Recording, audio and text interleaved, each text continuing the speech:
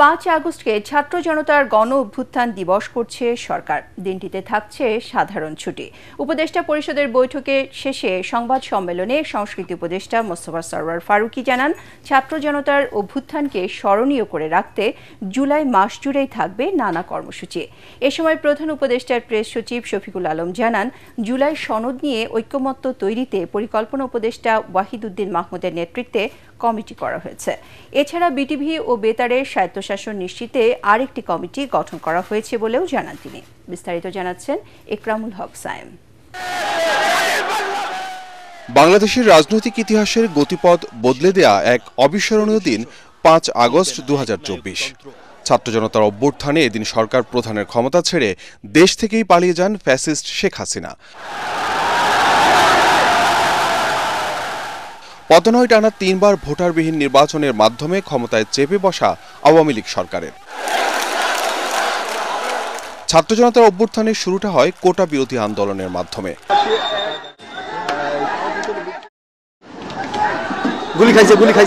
আন্দোলনকারীদের প্রতি হাসিনা সরকারের চরম দমনপীড়ন কোটা আন্দোলন রূপ নেয় সরকার পতনের ইস্যুতে। 1 জুলাই থেকে শুরু হওয়া আন্দোলন 36 দিনের মাথায় অর্থাৎ 5 আগস্ট পায় চূড়ান্ত সাফল্য। ছাত্র জনতার এই অভ্যুত্থানের অনুভূতিকে ছড়িয়ে দিতে বছর পূর্তিতে নানা কর্মসূচি নিয়েছে অন্তর্বর্তী সরকার।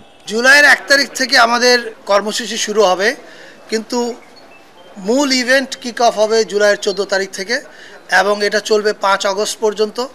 এবং আমাদের এই কর্মসূচির মূল উদ্দেশ্যটা হচ্ছে জুলাইতে যেরকম পুরো বাংলাদেশ এক হয়েছিল, আবার সেই অনুভূতিটাকে ফিরিয়ে আনা। 5 আগস্ট একটা ছুটি ঘোষণা করা হবে, সেটা হচ্ছে ছাত্র জনতার অভ্যুত্থান দিবস হিসাবে পালিত হবে। এটা এবছর থেকে প্রতি বছরই পালিত হবে। টানা 7মবারের মতো বেস্ট টিস্যু পেপার ব্র্যান্ড হিসেবে স্বীকৃতি পেয়েছে বসুন্ধরা টিস্যু।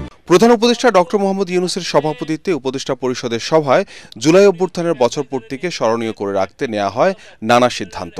জুলাই সনদ ঘোষণা নিশ্চিত করতে পরিকল্পনা উপদেষ্টা ডক্টর ওয়াহিদুদ্দিন মাহমুদের নেতৃত্বে কমিটি গঠন করা হয়। আমাদের স্টুডেন্টদের সাথে, পলিটিক্যাল পার্টিগুলোর সাথে করে ওনারা একটা জুলাই প্রোক্লেমেশনটা খুব দ্রুত যাতে এটা তৈরি করা যায় সেই জন্য ওনারা কাজ করবেন। বাংলাদেশ বেতার ও বাংলাদেশ টেলিভিশনকে স্বায়ত্তশাসিত প্রতিষ্ঠান করতে আরেকটি কমিটি গঠন করে উপদেষ্টা পরিষদ। কমিটির নেতৃত্ব দিবেন সিআর আবরার।